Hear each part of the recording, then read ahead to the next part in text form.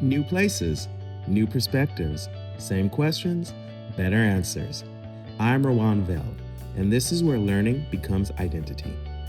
Last time, we discussed the great opportunity to learn a new language if the factors for access align. If they do, then some of the classic questions that follow us throughout college can take new meaning. Questions such as, what should I study? What career should I pursue? Where do I belong? And who are my people? Those questions shift and gain clarity throughout one's college journey, but beneath all of those questions lies a deeper one. Who am I? For decades, student development theorists have argued that this question sits at the center of the college experience. Higher education is not only about acquiring knowledge, it is also about becoming.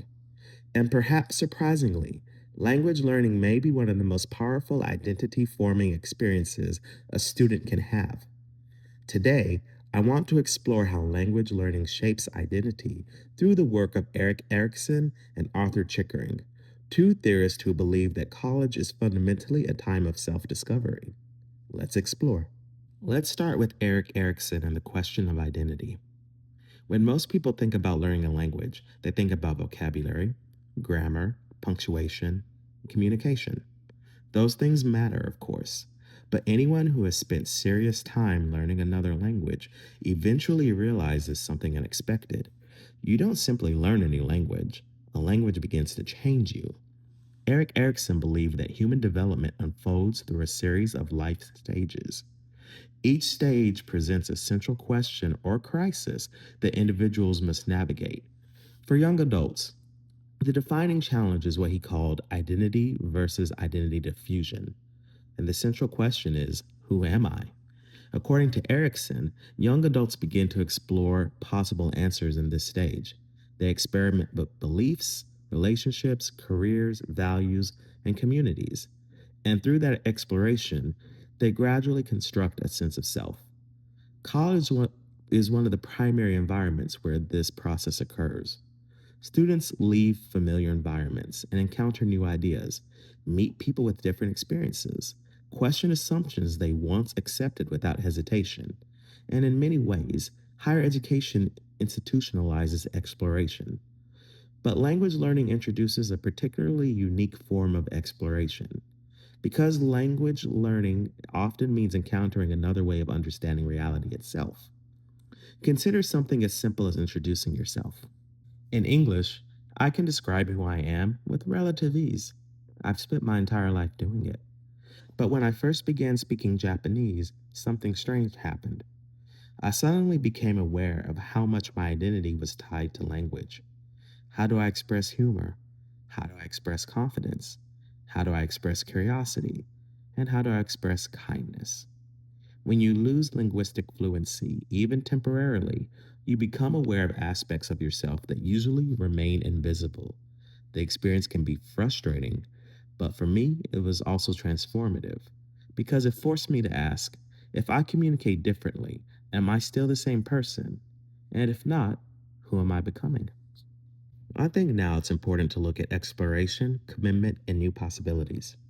Psychologist James Marcia expanded Erikson's ideas by arguing that identity develops through two key processes: exploration and commitment. We explore possibilities, then we commit to some of them. Identity develops not through certainty, but through exploration. Language learning is essentially structured exploration. Every conversation presents an opportunity to test assumptions. Every cultural encounter introduces new possibilities. Every misunderstanding reveals something about ourselves. Students begin asking questions they may have never considered before. How do people in other societies understand success? What does family mean in different cultures? What values are universal, and which ones are culturally specific? The more students engage with these questions, the more they begin constructing identities that are intentionally chosen rather than simply inherited. All right, let's look at Chickering's journey toward identity. While Erik Erikson focused on identity itself, Arthur Chickering focused on the developmental journey that leads students there. He describes 7 developmental vectors that students navigate throughout college. Rather than fixed stages, these vectors represent major pathways toward becoming a more integrated person. What's fascinating is how closely language learning aligns with these developmental pathways. If we look at developing competence, every language learner begins as a beginner. And beginners make mistakes, lots of mistakes. Language learning develops intellectual competence through the acquisition of knowledge and communication skills. It also develops confidence through repeated practice and growth.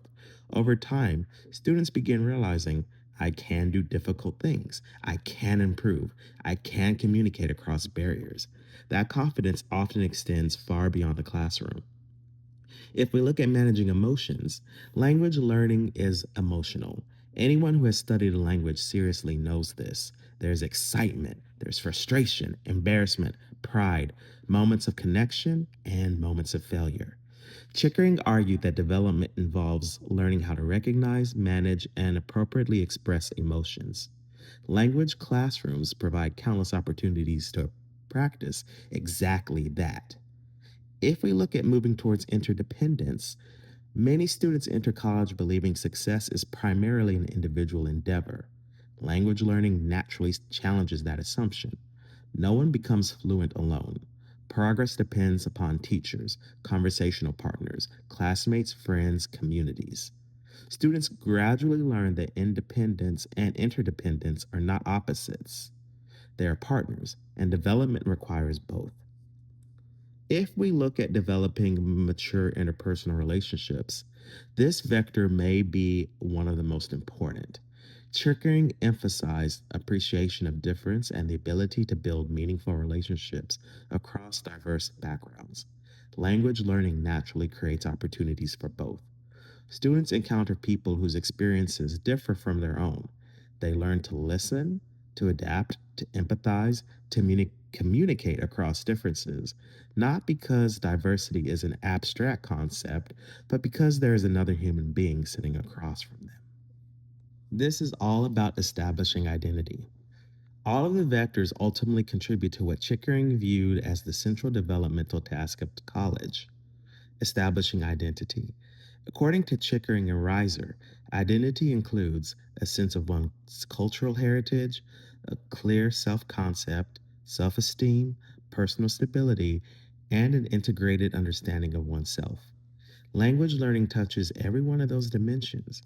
It encourages students to examine their assumptions, reflect on their values, question inherited narratives, and consider new possibilities, not because they abandon who they are, but because they understand themselves more fully, which is, at the end of the day, all about belonging.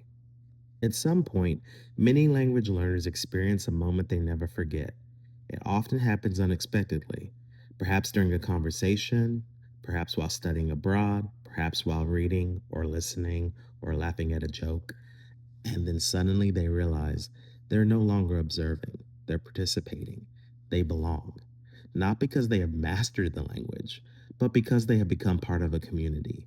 And that experience matters because belonging is one of the most powerful forces in student development.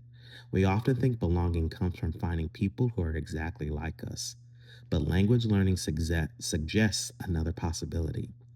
Sometimes belonging emerges when we learn to connect across differences. I think language learning offers us the opportunity to become the author of our own story.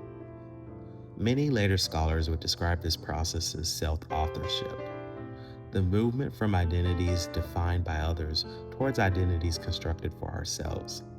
Language learning accelerates that journey, I think, because it consistently places students in situations where familiar assumptions are no longer sufficient. Students must make meaning for themselves.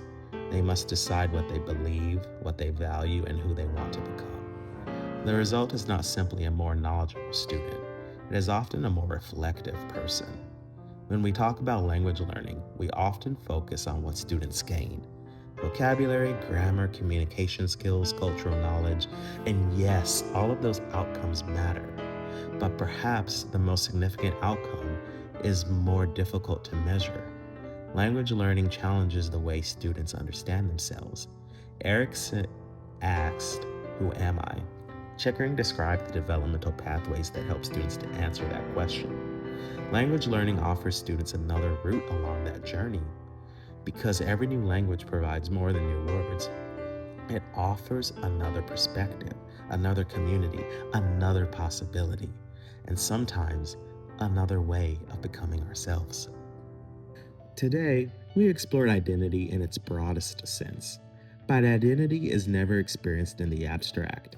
It is shaped by race, culture, community, history, and the environments we move through. Next time, we'll begin examining one of the most influential dimensions of identity development, race and ethnicity. And we'll ask an important question: what happens when racial identity crosses borders? I'm Rowan Vale. Until next time, stay curious about who you're becoming.